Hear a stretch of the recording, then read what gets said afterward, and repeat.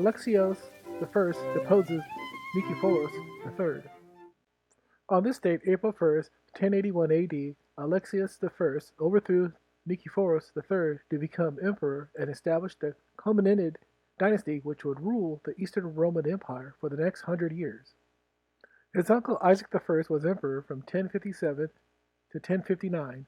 He was the first of the Comnenid dynasty to wear the imperial purple, but it would be 5 emperors and 22 years later before another member of his family would be in power.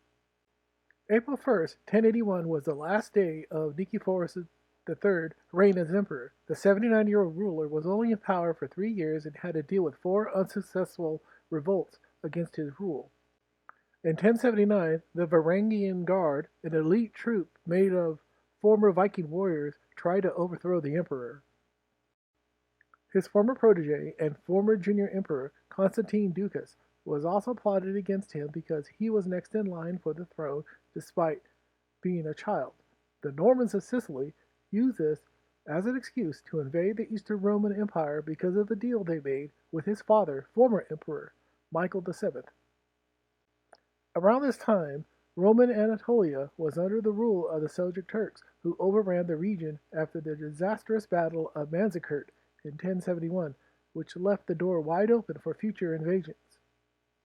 In the spring of 1081, the Normans led by Robert Guiscard I, once again using the excuse of Constantine Ducas not being the rightful ruler of the Eastern Roman Empire, was preparing for an invasion of the empire with 16,000 soldiers along with 1,300 Norman knights.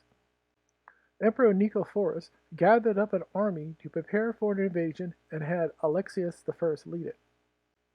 Instead of marching his soldiers against the Normans, Alexios had his men surround Constantinople and lay siege to his own capital, and on April 1st, 1081, his soldiers broke through the walls of the city and looted and plundered for several days.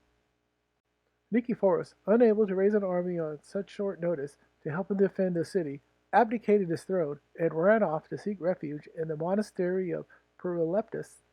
He became a monk and stayed inside the monastery until his death a few months later.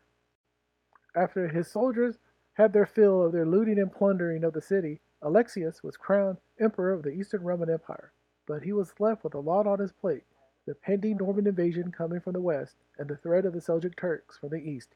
He needed some divine intervention to save his empire.